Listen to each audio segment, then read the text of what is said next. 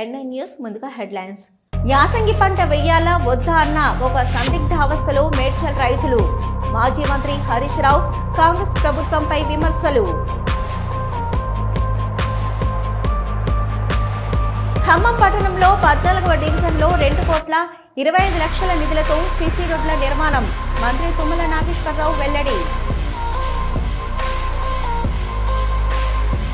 హుస్నాబాద్లో నూతనంగా గెలిచిన సర్పంచులు, ఉప సర్పంచులు, వార్డు సభ్యులను అభినందించిన మంత్రి పొన్నం.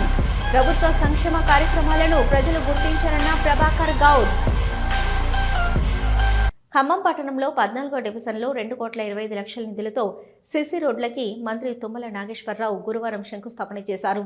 ఈ కార్యక్రమంలో మున్సిపల్ కమిషనరు, కార్పొరేటర్లు తదితరులు పాల్గొన్నారు.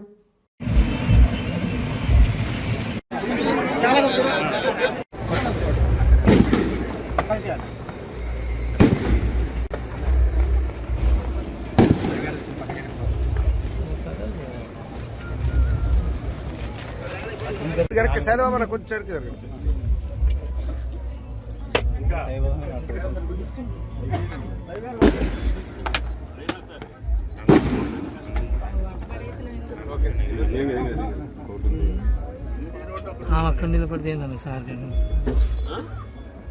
ఫోటో పడాలి.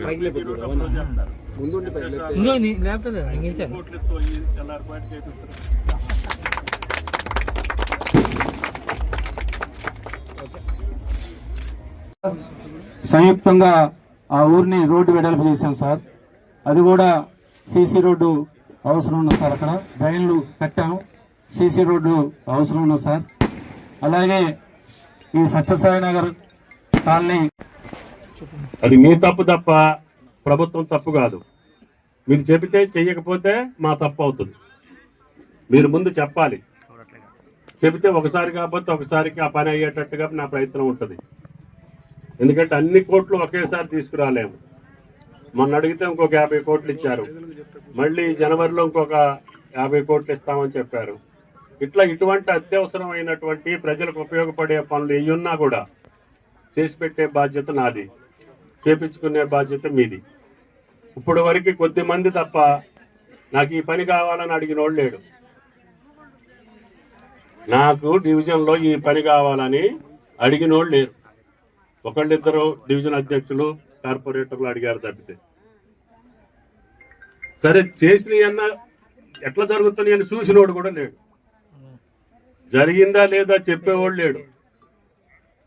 అదేదన్నా ఆగిందా ఆగలేదా చెప్పేవాళ్ళు లేరు. మరి అట్లయితే మీ కార్యక్రమాలు ముందుకు నడవవు. ఇప్పుడు ఈ 2 కోట్లు 2-3 నెలల్లో కంప్లీట్ చేసుకుంటే నేను మళ్ళీ తీసుకొచ్చి ఇంకో 1 కోటి 2 కోట్లు ఇవ్వడానికి వీలవుతుంది. మీరు ఇచ్చిన డబ్బులు ఖర్చు పెట్టే సక్రమంగా లేకుండా, పద్ధతిగా లేకుండా ఉంటే గతంలో మాదిరిగా నాకు ఇష్టం ఉండదు. క్వాలిటీ ఉండాలి, 10 కాలాల పాటు మీకు ఉపయోగపడాలి. నేనున్నా లేకపోయినా మీకు ఆ చేసిన పని 10 కాలాల పాటు మీకు ఉపయోగపడాలి. ఎక్కడెక్కడి నుంచో వచ్చి ఖమ్మం బతుకుదెరువు కోసం ఏటా 1,00,000 మంది పెరిగిపోతున్నారు. ఇప్పుడు ఎంత జనాభా కమిషనర్ గారు? 5 లక్షలకు చేరారంట. ఇది ముందున్నప్పుడు 40,000. రంగారెడ్డి జిల్లా లింగంపల్లి రైల్వే స్టేషన్ పక్కన ఉన్న 52 అంతస్తుల భారీ భవనం కన్స్ట్రక్షన్ సైట్లో అగ్ని ప్రమాదం జరిగింది. భారీ భవనం పక్కన కన్స్ట్రక్షన్ వర్కర్స్ కోసం ఏర్పాటు చేసిన షెడ్లలో సిలిండర్ ఒక్కసారిగా పేలింది. సంఘటనా స్థలానికి చేరుకున్న 3 ఫైర్ ఇంజన్లు సిబ్బంది మంటలు ఆర్పివేశారు. ఆ సమయంలో కూలీలందరూ పనులకు వెళ్లడంతో పెను ప్రమాదం తప్పింది. ఘటనలో 3 సిలిండర్లు పేలినట్లు సమాచారం.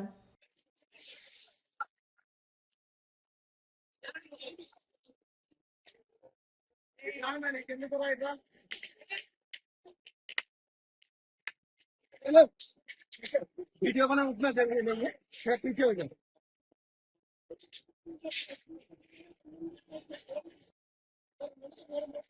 भाई पीछे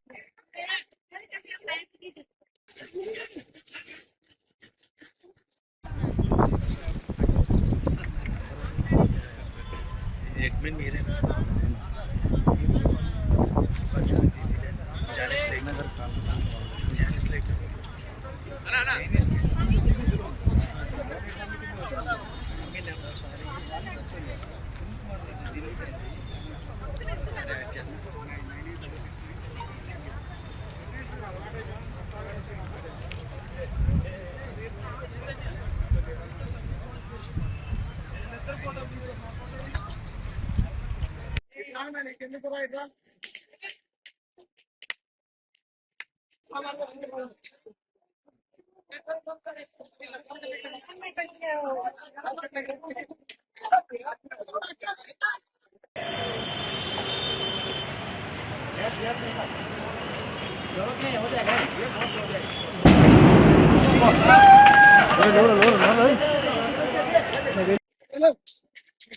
वीडियो बनाना उतना जरूरी नहीं है, थोड़ा पीछे हो जाओ।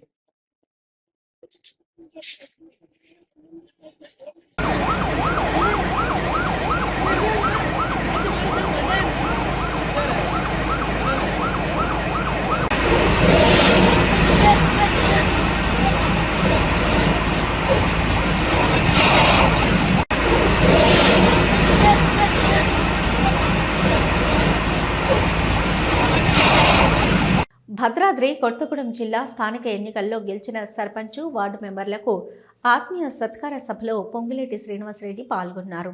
గ్రామ స్థాయిలో అభివృద్ధి చెందాలంటే ప్రధానంగా ఆ గ్రామ సర్పంచులు, ఉప సర్పంచులు, వార్డు మెంబర్స్ వల్లనే సాధ్యమవుతుందని అన్నారు మంత్రి పొంగులేటి శ్రీనివాసరెడ్డి. మన సర్పంచులు, వైస్ సర్పంచులు, వార్డు మెంబర్స్ మన పార్టీ నాయకులు, కార్యకర్తలతో సమన్వయం చేసుకొని ఒక మంచి పాలన అందిస్తూ మన ప్రభుత్వ పథకాలను కూడా మరింత క్షేత్రస్థాయిలో ప్రతి కుటుంబానికి, ప్రతి మనిషికి చేరవేసే దాంట్లో గ్రామ పంచాయతీ పాలక మండలు అయినటువంటి మన సర్పంచులు, వార్డు మెంబర్లు, వైస్ సర్పంచులు ఆ వైపుగా అడుగులు వేయాలని, మీరు వేసే ప్రతి అడుగులో గ్రామ పంచాయతీల అభివృద్ధిలో మీ ఎమ్మెల్యేగా మన ప్రభుత్వం ద్వారా, మన మంత్రుల ద్వారా ఎన్ని నిధులైనా తీసుకొచ్చి మీరు ఇచ్చినటువంటి హామీలు ఏవైతున్నాయో మన ఎన్నికల్లో అవన్నీ కూడా తీర్చే విధంగా, మీ మాట నిలబెట్టే విధంగా, మీ గౌరవాన్ని కాపాడే విధంగా మీ ఎమ్మెల్యేగా పనిచేస్తాను. మరి ఎక్కడ కూడా రాజీ లేకుండా, మన ప్రభుత్వాన్ని మచ్చ లేకుండా మంచి పాలన అందించాలని గెలిచినట్టు మీ అందరికీ శుభాకాంక్షలు తెలియజేసుకుంటూ, ఈ ఎన్నికల్లో పినపాక నియోజకవర్గంలో మన ప్రియతమ నాయకులు మన సీనన్న గారు వారికి దీవెనలు, ఆశీస్సులతో ధైర్యంగా ముందుకెళ్లడం జరిగింది.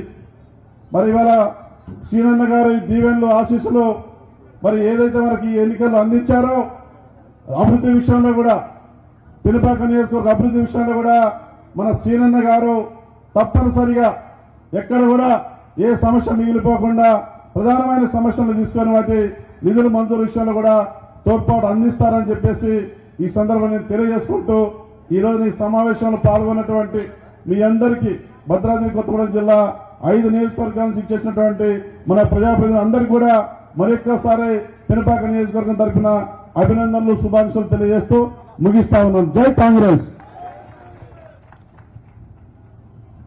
అన్నపాయం గారికి ధన్యవాదాలు. కనకన్న గారు ఇప్పుడే ఇచ్చేసినటువంటి ఇల్లందు శాసనసభ్యులు గౌరవనీయులు కనకన్న గారిని కూడా వేదిక మీదకి గౌరవంగా ఆహ్వానించడం జరుగుతుంది. అన్న వేదిక మీదకి రావాలి.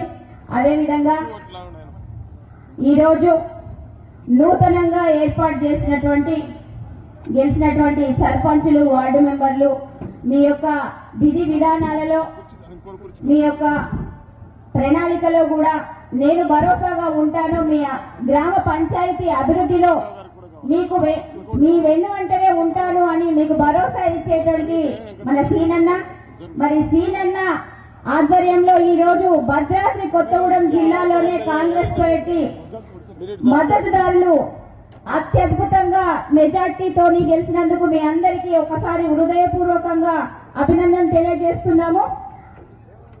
మరో పెద్దలు కనకన్న వేదిక మీదకి రావాల్సిందిగా కోరుతున్నాను. వచ్చిన తర్వాత మాట్లాడారు. ఇల్లందు శాసనసభ్యులు కనకన్న గారి గురించి వేదిక మీద ఉన్నటువంటి పెద్దలందరూ కూడా 1000 కళ్ళతో చూస్తున్నారు. అన్న ఎప్పుడు మీ రాక. ఇల్లందు మండలాలలో ఉన్నటువంటి సర్పంచ్ గెలుపు కోసం కనకన్న ఒకసారి 2 మాటల్లో మీరు మాట్లాడండి అన్న.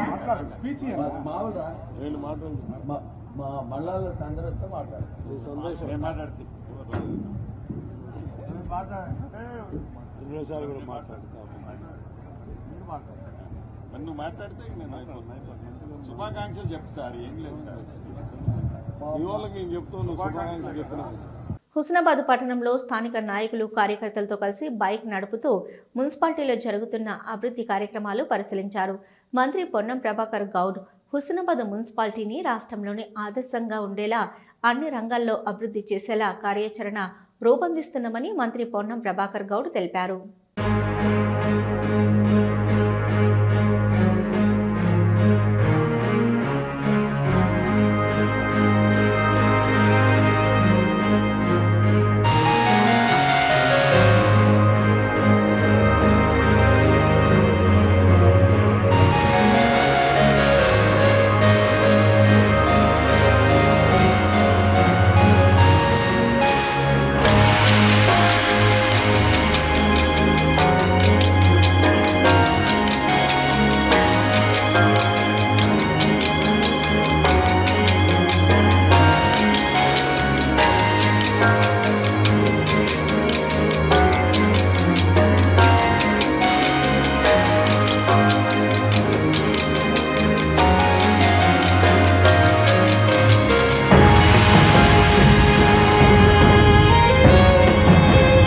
వికారాబాద్ పట్టణంలో కాంగ్రెస్ పార్టీ నేతలు కార్యకర్తలు భారీ ర్యాలీ నిర్వహించారు.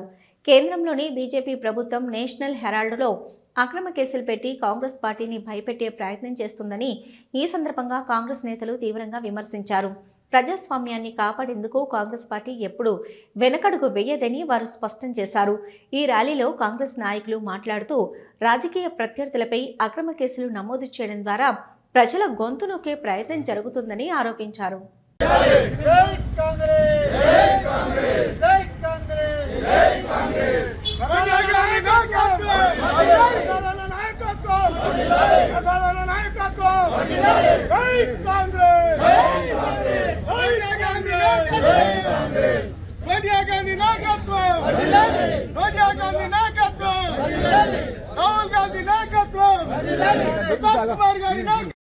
కొద్దిగా క్షీణించి మూలకొండ తర్వాత 2004లో ఈ పత్రికను యూపీఏ గవర్నమెంట్ వచ్చిన తర్వాత ఈ పత్రికలో మరి దాదాపుగా మరి కాంగ్రెస్ పార్టీ పత్రికను తేవాలి, మరి ఈ పత్రికను మరి ఈ ప్రజల్లో కాంగ్రెస్ పార్టీ చేస్తున్న సేవలందరినీ ప్రజలకు తెలపాలనే ఉద్దేశంతో ఈ పత్రికను దాన్ని మళ్ళా ముందలికి తీసుకొచ్చి కొంతమంది నాయకులు మరి ఇతరత్ర స్వచ్ఛంద సంస్థలు వాళ్ళందరూ కలిసి దీనికి డొనేట్ చేసి పత్రికను ముందరికి తీసుకురావడం జరిగింది. అప్పటి నుంచి ఎప్పుడైతే 2014లో కేంద్రంలో బీజేపీ ప్రభుత్వం వచ్చిందో ఆ రోజు నుంచి ఈ రోజు వరకు కూడా సోనియా గాంధీని మరి రాహుల్ గాంధీ గారిని, ఎందుకంటే ఈడీలు మరి సిబిఐ కేసులు పెట్టి హరాస్మెంట్స్ మనం ఎన్నోసార్లు ధర్నాలు కాంగ్రెస్ క్యాడర్ ధర్నాలు చేయడం జరిగింది. మరి వారికి మద్దతుగా ప్రజలు మొత్తం కేంద్ర నేషనల్ నుంచి ప్రజలందరూ మద్దతు తెలపడం జరిగింది. ఏంటంటే వాళ్ళకి సిబిఐ ఈడీ తప్ప బీజేపీ వాళ్ళకి వేరే దొరకదు. ఎవరిని పీడించినా ఎవరైతే నాయకత్వం ఉందో వాళ్ళని పీడిస్తే సిబిఐ కేసులు లేకుంటే ఈడీ కేసులు పెట్టి వాళ్ళని డ్రాప్ చేపించేసి పార్టీలో కలిస్తే ఆ కేసులన్నీ మాఫ్ అయ్యేవి. పార్టీలో గెలవకపోతే కేసు మళ్ళీ నడుస్తుండేది. అటువంటి కేసులు పెట్టి హరాస్మెంట్ చేసుకుంటూ ఉంటే ఈ కార్యక్రమం బీజేపీ వాళ్ళు పెట్టుకున్న దాన్ని మొన్ననే ఢిల్లీ హైకోర్టులో మరి ఈడీకి దీనికి ముఖం ముక్కు ఏమీ లేదు, ఎందుకు ఈ కేసులు పెట్టుకున్నారని అట్టి కేసును డిస్మిస్ చేయడం జరిగింది. ఇది బీజేపీ ప్రభుత్వానికి, మోడీకి, అమిత్ షాకు చెంపపెట్టు లాంటిది. వారు వాస్తవంగా ఈ కేసును డిస్మిస్ చేసినాక సుప్రీంకోర్టు ఎప్పుడైతే హైకోర్టు డిస్మిస్ చేసిందో దీని తర్వాత వాళ్ళు బీజేపీ నాయకత్వం మోడీ గారు రాజీనామా చేసి బయటికి రావాలి, మరి ప్రజల తీర్పును కోరాలి. ఏదున్నా మొన్న అమిత్ షా గారు పార్లమెంట్లో కాంగ్రెస్ ఏది చేస్తే దానికి మేము యాంటీ చేస్తామని చెప్పడం ఎంత వరకు సమంజసం?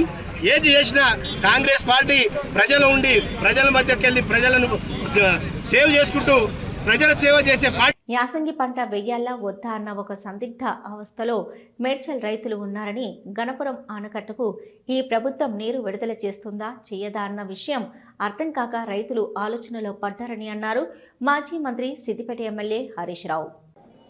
మెదక్ జిల్లా రైతుల పరిస్థితి ఎట్లా ఉందంటే, యాసంగి పంట సాగు చేయాలా వద్దా ఒక తెలియని ఆగమ్య గోచరమైనటువంటి పరిస్థితుల్లో ఇలా మెదక్ రైతులు ఉన్నారు.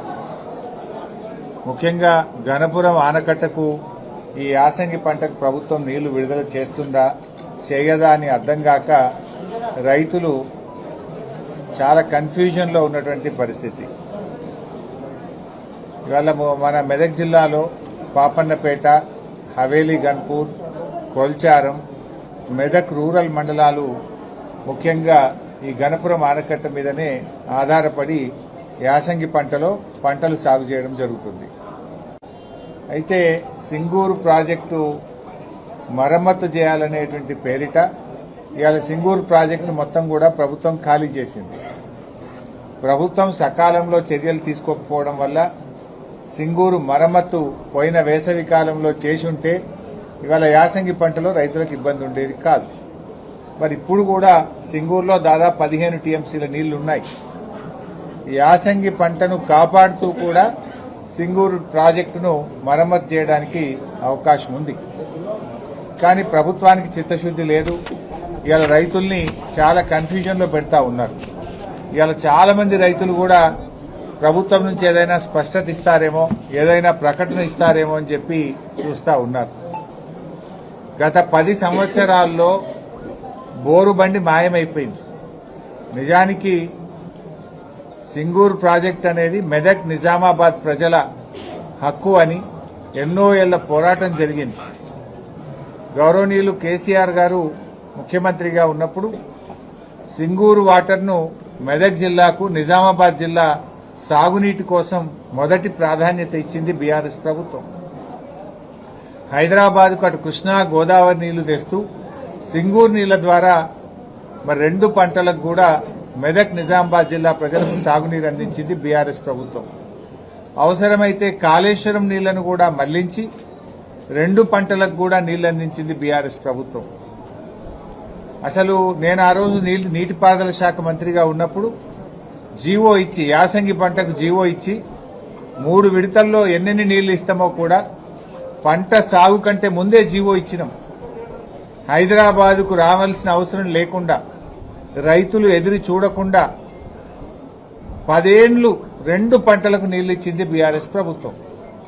కానీ అలా కాంగ్రెస్ వచ్చింది, మళ్లీ కష్టాలు మొదలైనాయి. నేను ఇప్పుడు రాంగా చూసుకుంటూ వచ్చిన కొల్చారంలో, ముంబాజ్పల్లిలో అన్ని బోరుబండ్లు కనబడుతున్నాయి.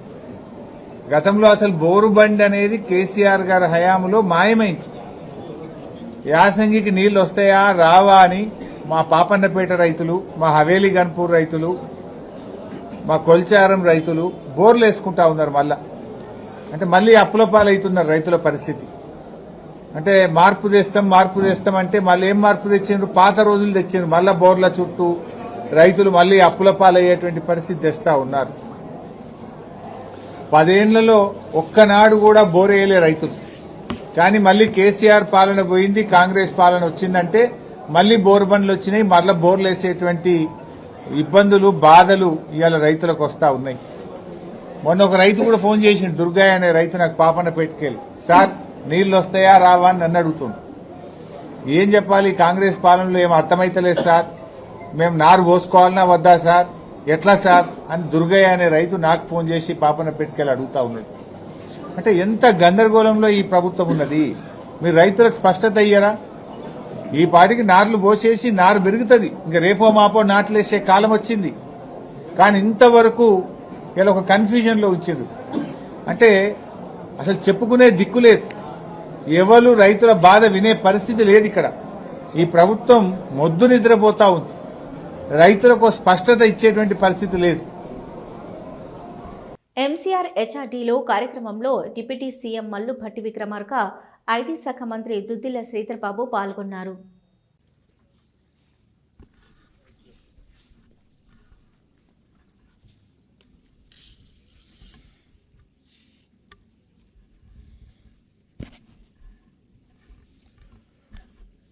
Honorable Minister for Industries and IT and Legislative Affairs also, Sri Sridhar Babu Garu, and Srimati Shanti Kumari Garu, Director, Marri Chenna Reddy, Human Resource Development Institute. And dear trainee officers, distinguished faculty members and mentors, and ladies and gentlemen, a very good morning and a warm welcome to all the participants of this meeting. It is a pleasure to be with you today as you conclude the special foundation course at the Dr. Marri Chenna Reddy Human Resource Development Institute. This ceremony marks the end of a demanding phase of training, but more importantly, it marks the beginning of a life defined by a responsibility, judgment, and public trust. Let me congratulate all of you, 203 officers drawn from multiple services, disciplines and states have completed this course. You come here as engineers, as our Sridhar Babu Garu said, you all have come from various disciplines like engineers, doctors, economists, lawyers, managers, technologies. పోలీసులు చెప్పే కాకమ్మ కథలు ఇక చెల్లవు. ఎలాంటి ఫిర్యాదు లేకుండా కర్ల రాజేష్ను పోలీసులు అదుపులోకి తీసుకుని పోలీస్ స్టేషన్లో నిర్బంధించారని, అతని మరణానికి కారణమైన అధికారులను శిక్షించాలని అన్నారు మందకృష్ణ మాదిగ. వచ్చింది 8వ తారీఖు నాడు ఎఫ్ఐఆర్ అయింది, 9వ తారీఖు నాడు అరెస్ట్ చేశాము, 10వ తారీఖు నాడు కోర్టు ముందు హాజరుపరిచాము. ఆయన జైల్లో రిమాండ్ ఖైదీగా అతను 15వ తారీఖు నాడు మళ్ళా అనారోగ్యానికి గురైండు, అది మాకు సంబంధం లేదు. 16వ తారీఖు నాడు చనిపోయిండు, మాకు సంబంధం లేదని చెప్పి కాకమ్మ కథలు పోలీసు వాళ్ళు చెప్పే ప్రయత్నం చేస్తున్నారు. కాకమ్మ కథలు చెల్లవు అనడానికి మీ ముందు సాక్ష్యం చెప్తున్నా నేను. ఎలాంటి ఫిర్యాదు రాజేష్ మీద లేనప్పుడే, ఎలాంటి ఎఫ్ఐఆర్ రాజేష్ మీద నమోదు కానప్పుడే 4వ తారీఖు నాడు సాయంత్రమే ఒక హోంగార్డ్, ఒక కానిస్టేబుల్ 6 గంటలకు రాజేష్ ఇంటి నుంచి తీసుకెళ్లారు. రాజేష్ ఇంటిని తీసుకెళ్తున్న సమయంలో తల్లి లలితమ్మ గారు నా కొడుకును ఎటు తీసుకెళ్తుందంటే, మేము కోదాడ చిలుకూరు పోలీస్ స్టేషన్కి తీసుకెళ్లి మళ్ళీ తీసుకొస్తామని చెప్పడం జరిగింది. అంటే ఫిర్యాదు రాకముందే రాజేష్ని పోలీసు వాళ్ళు తీసుకెళ్ళిండనడానికి సాక్ష్యాలు ఉన్నాయి. అదే సమయంలో రాజేష్ని తీసుకెళ్లిన తర్వాత పోలీస్ స్టేషన్ నుంచే ఇంకొక నిందితుని పట్టుకోవడానికి పోలీస్ స్టేషన్ నుంచే రాజేష్తో 7:30 సుమారు శేఖర్ అనే ఒక A2కి ఫోన్ చేస్తే ఎక్కడున్నావని చెప్పి అడిగితే, నేను కోదాడలో ఉండబడే డీమార్ట్ కాడ ఉన్నా అని చెప్తే, మరో 10 నిమిషాలకు ఫోన్ చేసి నువ్వు అక్కడనే ఉండి నేను వస్తానని చెప్పి పోలీసు వాళ్ళని వెంబడి పెట్టుకొని 5వ తారీఖున డీమార్ట్ నుండి పోలీస్ స్టేషన్కి తీసుకొచ్చారు. అంటే 5వ తారీఖు నాడే 4వ తారీఖు నాడే పోలీసులు రాజేష్ అదుపులో తీసుకున్నారు.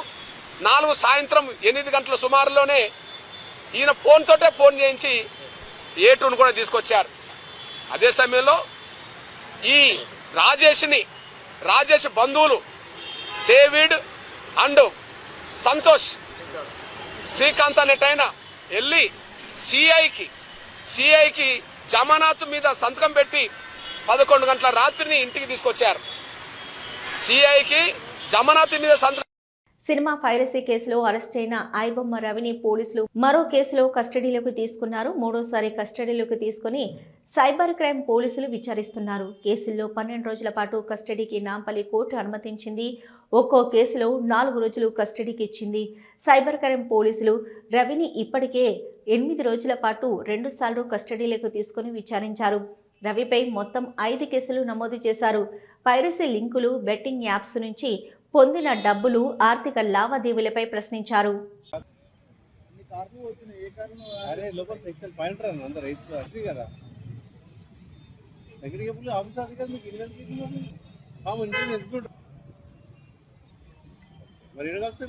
నూతనంగా గెలిచిన సర్పంచులు, ఉప సర్పంచులు, వార్డు సభ్యులను అభినందించారు మంత్రి పొన్నం ప్రభాకర్ గౌడ్. ప్రభుత్వంలో అమలు చేస్తున్న సంక్షేమ పథకాలు, అభివృద్ధి కార్యక్రమాలకు ప్రజలు ఇచ్చిన తీర్పు ఇది అని అన్నారు మంత్రి పొన్నం. పేరు పేరున హుస్నాబాద్ శాసనసభ్యుడిగా, రాష్ట్ర మంత్రిగా, గౌరవ ముఖ్యమంత్రి గారి పక్షాన, ప్రదేశ్ కాంగ్రెస్ అధ్యక్షుడి పక్షాన, స్థానిక నాయకత్వం అందరి పక్షాన హృదయపూర్వకంగా అభినందనలు, శుభాకాంక్షలు తెలియజేస్తా ఉన్నాను. మనం సపోర్ట్ కొట్టుకోవాలి. ఒకసారి గట్టిగా మీ అందరికీ నా పక్షాన అభినందనలు. మొత్తం 173 సర్పంచులు హుస్నాబాద్ 7 మండలాల్లో ఉంటే సైదాపూర్ లో ఉన్నటువంటి 2 సర్పంచ్ ఎన్నికలు కోర్టు తోటి కాలేదు. 171 సర్పంచ్ ఎన్నికలు జరిగితే ఇప్పుడున్నటువంటి లెక్కల ప్రకారంగా, ఎందుకంటే కొంతమంది ఇతర సర్పంచులు కూడా రావాలనేటువంటి ఆలోచనతో కొంత చేస్తా ఉన్నారు. అభివృద్ధికి సంబంధించిన విషయం లోపల తప్పకుండా పార్టీ రహితంగా జరిగిన ఎన్నికలు అయినప్పటికీ అభివృద్ధికి సంబంధించిన విషయం లోపల అందరినీ కలుపుకొని పోయేటువంటి విధంగా ఉండాలని, కాబట్టి అది స్థానిక నాయకత్వం కూడా సంప్రదింపులు చేసుకొని మాట్లాడుకొని వస్తారు. కానీ ఇయ్యాలటి వరకు ఫలితాలను మనం లెక్క చేసుకున్నట్టయితే మొత్తంగా 171 సర్పంచులు ఎన్నిక జరిగితే కాంగ్రెస్ పార్టీ సొంతంగా ప్రకటించినటువంటి అభ్యర్థులు 108 మంది గెలిచిరు. అందరికి మరొకసారి హృదయపూర్వకంగా అభినందనలు. 11 మంది ఇండిపెండెంట్ గెలిచినారు. 11 మంది ఇండిపెండెంట్లు కూడా కాంగ్రెస్ పార్టీలో వస్తా ఉన్నారు. కొంతమంది ఇప్పటికే రేకొండ లాంటి లేదా ఇతర గ్రామ సర్పంచులు కలిసినా కూడా మేము 11 మంది ఇండిపెండెంట్ గానే చూస్తా ఉన్నాం. ఆ 11 మంది కూడా మన వాళ్ళు అయినట్టయితే 119 మంది కాంగ్రెస్ పార్టీకి సంబంధించినటువంటి సర్పంచులు అయితే ఉన్నారు. 40 మంది సర్పంచులు అంటే వాస్తవంగా సైదాపూర్ తీసుకుంటే 4 మాత్రమే అధికారికంగా టీఆర్ఎస్ ప్రకటించింది. కానీ ఇండివిజువల్ గా మనం మాట్లాడుకున్నప్పుడు చూస్తే అక్కడ లెక్కకు 7గా క్లెయిమ్ చేస్తున్నారు కాబట్టి 7 చూస్తున్నాం. మనకేం అక్కడ డిఫరెన్స్ ఆఫ్ ఒపీనియన్ లేకుండా టీఆర్ఎస్ పార్టీ 40 సర్పంచ్ స్థానాలు గెలిచింది. భారతీయ జనతా పార్టీ 10 స్థానాలు గెలిచింది. సిపిఐ తరఫున అక్కర్లపేట మండలం 1, ఎలకతుర్తి మండలంలో 1 గెలిచినారు. మొత్తంగా 171లో 108 మనం, 11 ఇండిపెండెంట్లు, 40 మంది బీఆర్ఎస్, 10 మంది బీజేపీ, 2 సిపిఐ గెలిచినారు. వాళ్ళందరికీ మరొక్కసారి 171 మందికి అభినందనలు. ఇవి ఇప్పటివరకున్న అప్డేట్స్. చూస్తూనే ఉండండి న్యూస్.